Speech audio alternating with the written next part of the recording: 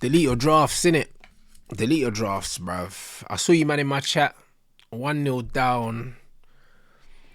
Oh, you, man, better not lose today, bro. I told you, man, it's football heritage, bro. Like, when are you gonna learn, bruv? When are you going to learn, bro? No weapons formed against me shall prosper. We are Manchester United, bro. Are you fucking mad, bro? Are you mad? Brother, listen, we tried everything to make that game difficult for ourselves, and we still smashed these man's head in. Delete your drafts, bruv. Do you know what I'm saying? Man United in another final. Spurs in a final. Chelsea in a final. City in a final. Liverpool won the league. Arsenal in a bathroom rubbing one out, mate. You man are cooked. I know you was praying on man's downfall. It's crazy work. It's crazy work, bro. You man died, and I know you. The evil eye was watching us, bro. You get me? I turned up to the game. Bro, listen. Man had the shades on for the whole game. There was never a doubt in my mind that we were going to do what needed to be done. There's no way we weren't going to be in the final. I said it when we beat Leon, bruv. I said there's no way that we do the Manchester United football heritage thing, yeah, to go out to Bilbao in the next round. The final was always, bruv, we was always going to be there. It was just a matter of who was going to be there. I wasn't sure that Spurs had the testicular fortitude to get the job done. But they got the job done against Bodo Glimt. So now it's United versus Spurs in the final. The same man that were hating on us in the watch along, bro, you're going to be cheering us on in the final because you don't want your noisy neighbours to win a European trophy before you, man. You don't want that. You can't have that, bro. Phase 6, Mikel Arteta, bro. And we got Ange in his second season. If Ange wins a trophy, your season's about to get worse. So you man are going to be United fans for the day. And you're welcome to join us. You're welcome to join us. Because nothing footballing wise tells me that we're going to beat Spurs in that game. Because we were awful for 70 minutes today. There was nothing about this Manchester United team, the way this manager set us up. The team that he picked, there was nothing about it that told me we can beat Spurs today. We were horrible for 70 minutes. The team was set up to not concede. There was not a positive energy around the lineup. Rasmus Højlund, Garnacho, Ugarte. It's funny, yeah, well, out of them three, if you take off at least two of them three, yeah, the football improves exponentially, bro. It's not a coincidence. Bruno dropped back from the 10 into midfield because in the 10, he ain't the same player. Got another assist today from a free kick, but he was awful. Like, there's a lot of stuff here that needs to be addressed before this final against Spurs, but there's nothing footballing wise that tells me that this Man United team, the way they're playing, should beat Spurs. But guess what? Football heritage, bro. We weren't supposed to be here. We weren't supposed to be here. We probably don't even get past Bilbao in the first leg if not for the red card. Because the way we started today when it was 11v11, if we was away from home and we went 1-0 down, it probably would have been 3-0 the way we are playing. If we're being honest. Because listen, as happy as we are that we're in the final, yeah, we know what we saw today, innit? We know what we saw. We saw a United team here that was set up wrong. A few substitutions and a change in mentality, and we turned the game on its head in record time. And we just saw today how easy it is for United to turn teams over when we actually try to. And this has been my biggest problem with this manager. I think he's negative. I think the teams he picks are negative and it rubs off on the players. I think the way he wants to play is negative and it rubs up on the players.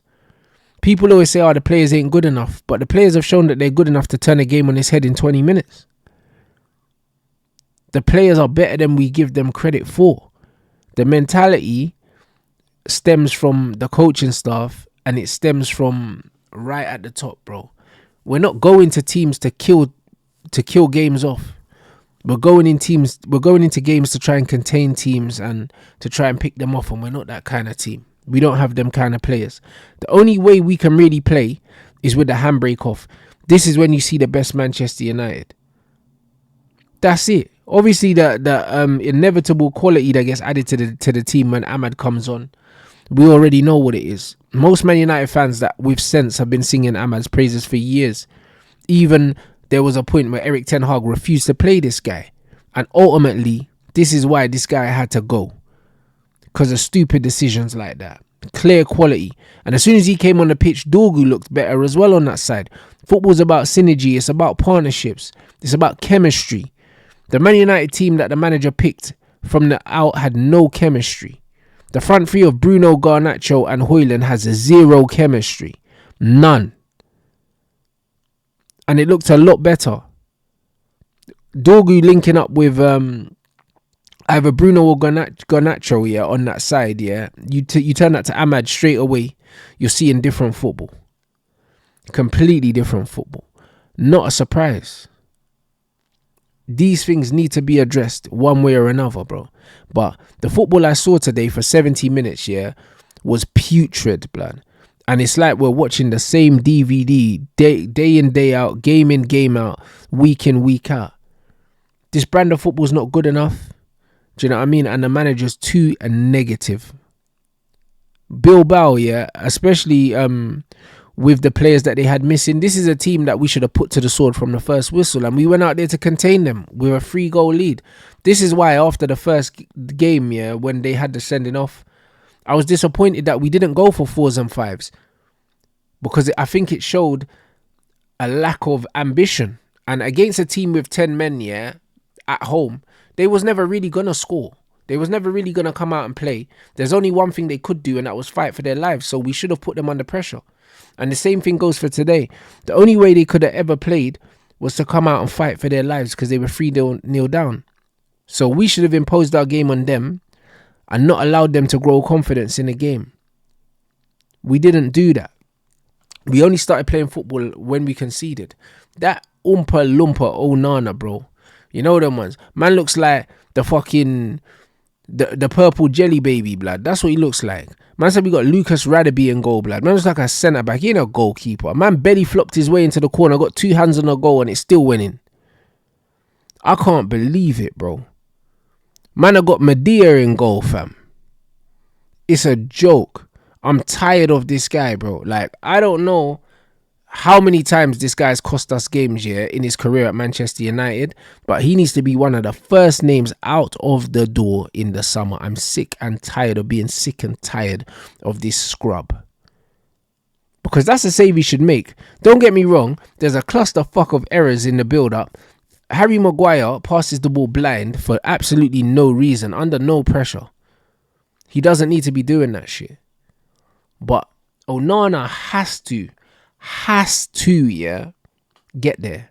But he can't move his feet. This guy looks like he's in custard, bro. Every time the ball gets into the box. Do you know what I'm saying? The guy looks like he's in custard. I'm sick and tired of this guy. So, really and truly, yeah, that is something that needs to be addressed in the summer. Shout out Mason Mount, because I said after the first goal, I said, yo, this guy owes us money. And what a way to start paying back that astronomical fee, yeah. We got absolutely swindled by Chelsea. But what a first touch. To control the ball with a back foot like that. It was very similar to Makeda's goal that he scored, in terms of the little hook turn, yeah, with a back foot. And then just to whip it far corner. Top finish, great quality. And then he showed even more quality for the second goal. As soon as I saw Mason Mount score with his left foot from about, must have been 30 yards, even if it was an open goal, it was still his weaker foot. To have the audacity to take that, yeah, it might have been because he was confident from the last goal, but you still got to speculate to accumulate. What a finish, bro. After that goal, I started believing. I was like, fuck it, we're going to win every cup, bro. Hide your cups, bro. Hide your cups, bruv. Do you know what I'm saying? We're going to win the Ryder Cup. Do you know what I'm saying? We're going to win everything. The Confederations Cup. We're winning that Europa League. We're winning every flipping cup there is, bro. I'm telling you, the Cup Winners' Cup, the flipping Club World Cup, any cup, hide your cups, bruv. When we're scoring goals like that, anything's possible, I can't lie. Like I said, this Manchester United team do not have any business beating Spurs in a football match the way we're playing football. We are awful right now. But football heritage, bro. It makes sense, but it doesn't. Casemiro again, my guy. World Casemiro, blood. What a player. Player that the manager tried to phase out the team. Big hugs when he came off. He said, yeah, bro. Listen, this is what I do. Do you know what I mean? You can see how important the manager realizes Casemiro is now. What a player, bro. I said it. That's my captain, Casemiro. Big game player. United are in the bin if they even think about getting rid of players like him. You cannot be a top club without players like Casemiro. Impossible. Doesn't matter about the age. Sometimes you need players that have been there, done that, worn the fucking t-shirt, bro. I said it with Chelsea. They let Thiago Silva go. They didn't replace his experience. You can't replace a player of his caliber, but you can replace the experience. When you got inexperience in the spine of your team, it shows up.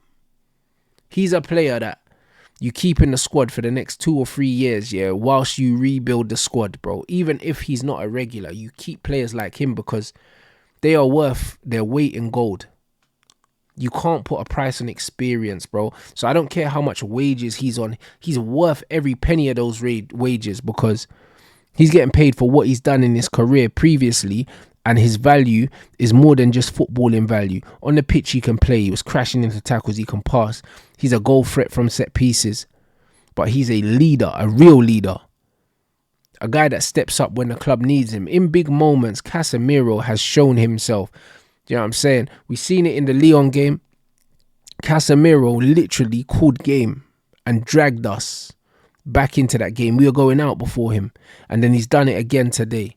What a player. Him and Lenny Euro, Man like Leonard, bruv. You get me? Lend me a euro, bruv. Once you're in the bin, bro.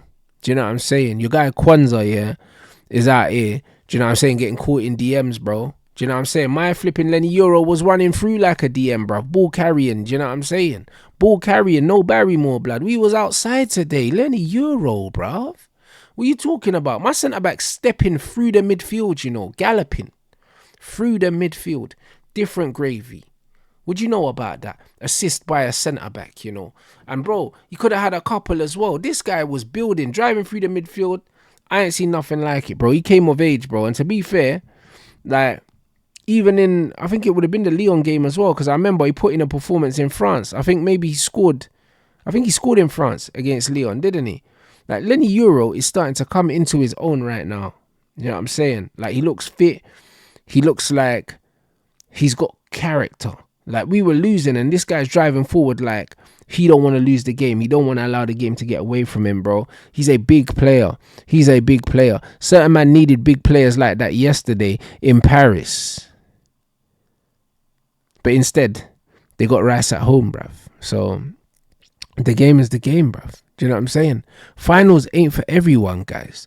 Like I said, bro, certain man's team need to be kicked out the big six. What are you saying? 2 finals in what? 20 attempts? Mad thing. Can't even lie, bro. Newcastle been to more finals than your club in the last 3 years, bro. We might have to revoke your big six card, bro. I can't lie. That man might need to get a Geordie in there, bro. I can't lie. How do you legislate putting a club that don't win trophies in the big six, bro? How do you legislate? And don't even get to finals, bro. Tottenham in another final, bro. Tottenham been to a Champions League final more recent than you, man. And now they're in another final, blood. And you, man, are in the bathroom rubbing one out, bruv. Hold tight win, bruv. Emotional support, dog. Do you know what I'm saying? Arteta's going to need all that emotional support because he looked rattled in the press conference. You know them way there, bro. And, boy, let's just hope he's not taking something else from Pep Guardiola, bro, and he's not scratching himself. You know them way there, bro. It's a mad, bro.